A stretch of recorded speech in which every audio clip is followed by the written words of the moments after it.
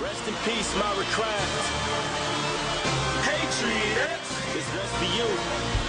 Welcome to Patriots Central Radio with Jeremy Dawson and Steve Balestriei. New England, what up? International show report. Yeah, we on the road. The pest going ham for the Super Bowl. Welcome, ladies and gentlemen, to the Patriots Central podcast, brought to you by Pro Football Central. I'm your host, Jeremy Dawson. Today we have a great show for you with special guest Matt Chatham. And let me just welcome my co-host, Steve. Hey, Jeremy, how you doing? Very excited to do the show today. Not bad. Me too. Okay, so what do you say we jump right into it? Let's do it. Sounds good. All right. Our special guest today on Patriots Central is three-time Super Bowl winner Matt Chatham. Matt played for the Patriots from 2000 through 2005 and from the New York Jets from 2006 to 2008. Matt was an outside linebacker and special team standout, and he came from South Dakota on his journey to the NFL. He now runs an NFL column in the Boston Herald called the Chatham Report, and he appears during the season on Sunday mornings at WEEI with Kevin Falk, Dale Arnold, and Chris Price with their pregame show. And for Patriots fans who might not remember, but he also made one of the best tackles in Super Bowl history against the Carolina Panthers that few people ever saw, and we'll get to that later. But first, Matt, welcome to Patriots Central. And after football, you opened up Skyscrapers, which was kind of an original idea and won Babson College's 2011 Businessman Award. Can you tell us a little bit about this venture? Yeah, so originally, Steve, we had, my wife and I, while I was actually still here in New England, had gotten into the idea of maybe starting a restaurant, getting into food service of some sort. We kind of fashioned ourselves, I guess, foodies, and we thought at the time that we were going to open a crepe restaurant, almost like a French type thing, but with more of a fast serve sort of element to it. But after going to Babson, after retirement, moving back up here in the area, it sort of got, I guess the idea was renovated into more of a fast serve kind of model. So we were going to basically do fast food crepes. So at the core of this, I actually own a patent. So I have some IP with USPTO in regards to the process of making snack foods from crepes. So any chip strip, compartmentalized secondary cooked thing that comes from a crepe we own. So we have a product now we call crepe fries. So originally when we launched this thing way back when, we thought we were doing a franchise model for stores for crepes, and now we're in sort of business development for just a snack food bag chip kind of thing for these crepe fries. So it's sort of a long, weird trip that isn't terribly related to football, I'll put it that way. Hey, moving on, I know when Life After the NFL, we read recently that you attended the NFL's broadcasting boot camp. How do you feel this prepares former players for opportunities that exist out there? And is your plan to do like a color guy during the games, or are you going to stick with like the pre and post game stuff? Yeah, I really don't know, Steve. I had sort of begrudgingly, not in a bad way. I mean, obviously I love the game. I love the NFL. I love this team and organization. But those first 2 years when I retired, I was probably of the mind that 10 NFL training camps. I was tired. I was ready to, get as far away from football and do something else for a little while. So for 2 years, I kind of stayed away from the game. But, living in the area, it just kind of comes calling you back. So, I dipped my toe in the water a little bit these last couple of years. And, yeah, my column was new last year. And I've worked with Nesson for the last couple of years in WEI now. So I just sort of slowly made my way into the regional stuff, but trying to keep my business, which was my first thing, on the front burner. But this is sort of an unusual opportunity to go and maybe be in front of some more national faces, some of the more executive producers and people like that, content control people throughout the NFL sort of greater environment. So they talked me into it. I actually went as faculty for something. This is the first year of the NFL's journalism boot camp at Bowling Green. So guys with more of a writing focus. So I went down as faculty, sort of teach and mentor some of the guys there for a day or so. And from that, the director said, hey, it's worth your time, even though you've been doing a little bit of media locally for the last couple of years, to go stop down and do the thing at the NFL Films. So talked me into it. I did it, and I guess we'll see where it goes from there. And it's next week, actually. My question, I understand a few years after your NFL career, you finished up and you got your master's degree, actually. And while you were in college playing football at South Dakota, you double majored in English and criminal justice. Like, before, like, becoming a professional athlete, a big part of life is, like, making it through the college experience. And most sports allow you to come straight out of high school or, like, just a year or two in college, basically whenever a player is talented enough to make it to the pros. But the NFL generally requires a minimum of 3 years of college. How important do you see, like, the education side being to athletics, in particular, the NFL? Well, it's sort of a two-sided question, I think, relative to performance in the NFL. I think just having sort of a core base of understanding is critical, especially with turnover. I mean, I think the NFL game, I think our average career is something like 3 years, 3.5, somewhere in there. Stats kind of jump on that, but I think the notion that you're not quite likely to have a 10-year career, it's pretty unusual. Sort of have some sort of base is pretty important. And beyond that, I just think during the time when you're in the NFL. The way I look at it is essentially I spent my 20s in the NFL and my early 30s. So those are the times where in normal life you would have that first internship. You'd have that sort of bottom rung job. You'd do all this sort of up the ladder kind of movement experience that you need to get kind of rolling. I think in the event that you show up, a guy my age, I'm over 35 now, but if you get into your 30s and you don't have that strong sort of foundation, even if it happens to be 10 years in the rearview mirror, but if you don't have that sort of core, and you're also absent the experience because you're off doing, a very rewarding job, but you were gone for 10 years, so you're kind of behind all your peers. So I think it's very helpful to have had a pretty strong core, because I think the first thing that I learned is when I got out of the NFL is what brought me back to the table to get the MBA was you become keenly aware of how far you may potentially be behind, and you're cognizant of what you don't know. So it's cool to kind of find creative ways to sort of catch up on an experience. It's definitely like a step behind as far as because I know I'm 22 now and I'm working at getting my degree. I'm sure that would have been great for you to have done earlier to get into this kind of business, but at the same time, playing for the New England Patriots and having a part of the history in that program, and you were there through, honestly, the New England Patriots' best years. How do you see that as kind of like a leg up, in a sense, on the competition? Does it help you, or has the team changed so much over the years that it's kind of just like covering any other team for you? No, I think the core philosophy is there, and I think it kind of comes out, and it helps me, I think, when dipping into the media a little bit, because you're a little more measured, I think, and I think. Not just careful with your words to be, concerned of getting fined and things like that, but more along the lines of, I think you understand all angles of it. Not understand, or at least you have exposure to it, put it that way. But I think the research component of what you have to do in New England is huge, especially, it's not across the board for every position group, but in my particular position, that name, the Chatham report that I use now for my column, was actually something that started years and years ago. We had a sort of, it was Pepper Johnson had a group of a lot of the young players, rookie free agents, first and second year players, guys that were just kind of coming up in the league. And it was called the Ghetto Dogs. It was kind of the phrase he had for it. And we would have meetings in the old Patriot Stadium in the back rooms, and we were often trying to emulate other good players in the league for scout team show. Even on an NFL roster, even the guys that are playing each week are often doing show team stuff.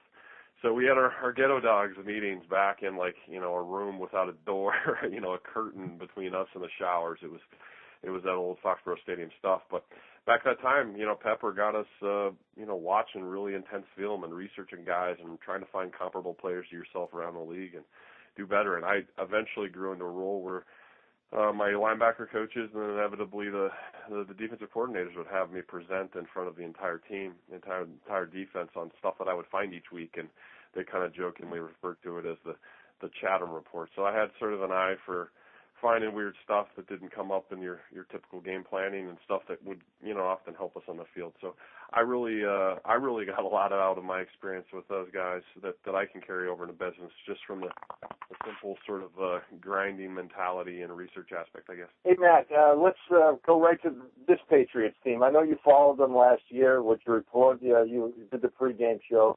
What do you see the Patriots' biggest weakness on defense that they need to adjust this season or address would get this team back to a Super Bowl? Well, I really liked the move of adding Adrian Wilson, and not for the reason that I thought there was an issue with the safety position. I thought Steve Gregory did a great job and was really unheralded. I mean, there were bumps, and I think people focused on that more. And I really don't think Adrian's addition is a one-for-one. But what people often don't understand, I think, is because there was so much shuffling going around. Steve used to play corner.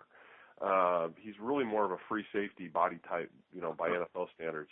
So they, for many of those games where they were very successful there, October, November, December, once Devin had moved in the back end, were essentially playing with two guys that were free safeties. They really didn't carry, a strong safety. I guess that would be Tavon Wilson, but they didn't feel like he was ready.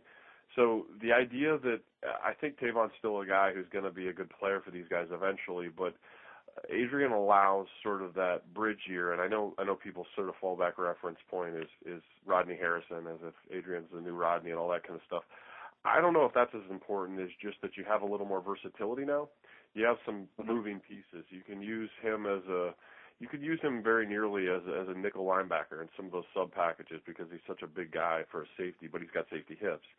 But then you also have the flexibility with Steve who's really a free safety to move around in some of those nickel packages too. So I just think versatility on the back end and the addition of basically this year's Gerard Warren, the idea that Tommy Kelly is another veteran, important, big body that I think they didn't have last year, which really hurt them when Kyle Love went down. And I think as much hay was made about the loss of Talib, I thought logistically, if you actually watched the game through and through, the downs they missed on, they really couldn't get off the field later in that third and fourth quarter where some of those series were extended, and there were run plays that made for more makeable passes as much as the completions that got more of the pub. So I think those two moves, sort of strengthening that front with their Armando Armstead is an interesting pick, and going over with Tommy, who's a big body.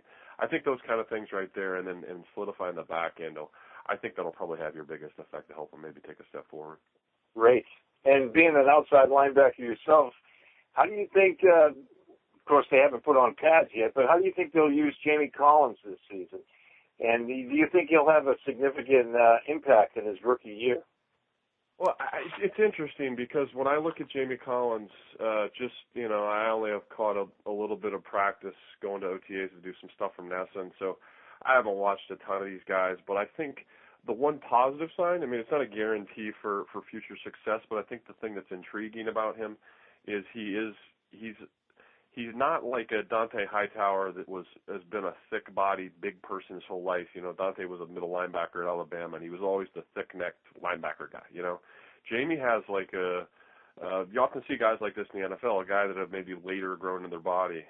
He's a 250 guy, but he's probably a light 250, because he came from a safety frame. He used to play safety, but he's got a nice pass rush skill to him, and that's kind of a niche, a thing that you can't coach. But what's often interesting is when you find guys who previously played on other levels of the defense, they have sort of that more fluidity in the hips and the ability to change direction and some of that you don't often get if a guy was born big, he was always the lineman in high school and all that kind of stuff. So he gets to see it from three levels. I think Mike Vrabel was an interesting guy like that. Obviously most of his career was a defensive end or outside linebacker, but he would often do practice and scout team, he would play one of the strong safety positions because he just had hips where he could out in space do it, and I think it helps you learn the defense from all levels. So I guess my guess with Jamie would be he actually to me looks much more like a 3-4 outside linebacker. So I think again that they keep getting these guys that are versatile that can do a lot of things. So I think it'll be interesting to see how it plays out over the course of the year because often your Sam linebacker is much more of a rundown, play over the top of a tight end, beat up the tight end, sink, and be able to play a little coverage, but it's not often the most athletic guy on the field, so that's not necessarily him. But, in a 3-4 outside linebacker, he might fit more of the bill. So it'd be interesting to see which way they go because, Dante was that Sam linebacker. He was a middle linebacker at Alabama. That really does look more like his core position, but he's been so good that he has the versatility to play a lot. So how those pieces all fit together, where Spikes fits in free agency a year from now, all that I think will kind of flesh out, and we'll see. But once again, flexibility I think is the operable word with all these guys. So the New England Patriots, they put a lot of value into the linebacker position for years now, and a lot of people have been talking about bringing back Talib and adding Wilson, of course, which was great, and adding some guys in the front four, which, of course, is like the positions of need. But with Mayo, Spikes, Hightower, and now Collins, do you see that as the strongest position on that Patriots defense? Yeah, obviously I'm biased, so I'm just going to go with that answer. But no, I think it's pretty clear that they've invested there. I think you can say that pretty easily. And one of the most impactful guys that could potentially be counted in that position group as well is Rob Ninkovich, who has his hand on the ground for the time being, but we know he's a guy who can always stand up and play at a high level there as well. So, yeah, there's investment. You can see with the high picks with Spikes, Mayo, and Hightower, those are 3 very high picks. So they've obviously made a move to make that an area of focus. And Jamie Collins now as a second-round pick really shows you that, it's not a nostalgic thing. I don't think they're going back to the days of let's try to get the next Bruschi or the next Rabel or the next McGinnis. But I think you do understand that being really strong through that middle section is pretty important, especially in this day and age where they got to be able to cover in space and you got to be able to grind in the trenches as well. So, yes, they definitely. I think that middle group is understood to be an important part of the team. I know our time here is limited, but I just wanted to flip the field for a minute and just ask what you think about how the New England Patriots they brought in a lot of new pieces at the receiver position on offense, and I was wondering if you think they got these guys in because they see something that they can plug into their offense right now, or do you see them kind of looking for the next big receiver to develop for the quarterback after Tom Brady? Yeah, that's an interesting way to frame it. I've never heard it that way before. I just think they're always looking for a guy that they think can run their system. So, I think beyond just the measurables, I think, especially after maybe being burned. They're a smart group, but they don't always hit on everyone. Drafting people is not easy. So I think they've hit on some people, missed on some people like a Taylor Price and like a Chad Jackson. And, I imagine you go back through that process and you try to say, well, what did they struggle with, or what did we miss in their profile, or what did we not know about him that really hindered him later on? And it's such an individualistic thing. You don't know. But maybe when they continue to go back to the well, they try to find a guy that they can with a little better degree of certainty find that might not have that same problem. So maybe it's a matter of finding a guy that played in the system that allows them to sort of project that they'll be able to get it, which is a big curveball. Or maybe it's just simply, you throw it against the wall and you try and you go off the measurable. So I don't know. There's a certain amount of that at each. You're not going to find 5 receivers who are the same. Draft classes, veterans, free agents, none of that. So I think the body type thing is interesting because we haven't gone down this road in a while. I was there at a time where Donald Hayes was tried as a free agent for a decent amount of money, and even J.J. Stokes towards the end of his career came through, and they tried sort of the bigger receiver. So, now Michael Jenkins is going to be there as a veteran, hopefully, and he seems to kind of have that big body type, but he's not a vertical outside, whatever that seems to mean to people. So, yeah, I think they're going to try it, but at the end of the day, they just need people who can get open and catch balls, and that isn't necessarily as profile dependent as the things we're talking about, I guess. Let's go back to that Super Bowl against Carolina. You come out for the second half kickoff, and then basically all heck breaks loose, and this guy runs on the field. What went through your mind when this happened, and take us through that little clip of time there? Well, the gentleman's name is Mark Roberts. He's sort of known for this thing, apparently. Obviously this is all stuff we're learning later, but I think one of the biggest context things that having talked to people over the years about this, and incidentally, we're coming up on 10 years of that Super Bowl this year. Right? It's going to be interesting. I don't know if they'll do any sort of reunion type things, but the idea, though, that you have to sort of understand context-wise where we were at that time. 9/11 was just two Super Bowls prior, heightened security. We're in all these, anti-terrorist, no-fly zone stuff, and really, really tight media access and stadium access to these places. So the notion of that happening was a little bit freaky from that standpoint. I mean, you don't think streaker just trying to, attention whore kind of thing. You're really thinking more along the lines of guy with a bomb in his chest, or something crazy like that. I mean, you just don't know. I think in that environment, you're not sure why someone wants the attention and why they're out there.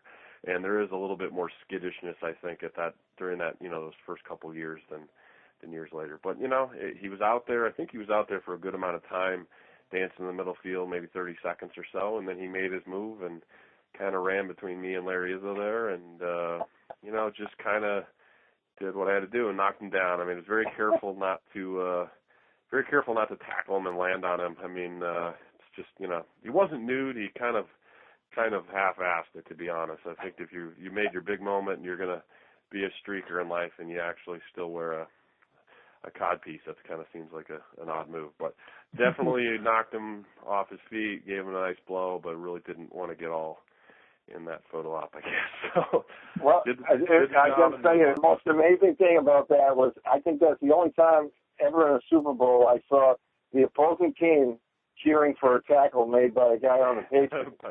By the other guys, right. Yeah. But, well, Matt, we thank you very much for your time. I know time is short for you, and we really appreciate you being on the show today. And that was one of the classic Super Bowl moments for the Patriots right there. Hi, I'm Zoltan Mesko from the New England Patriots, and you're listening to Patriots Central Radio.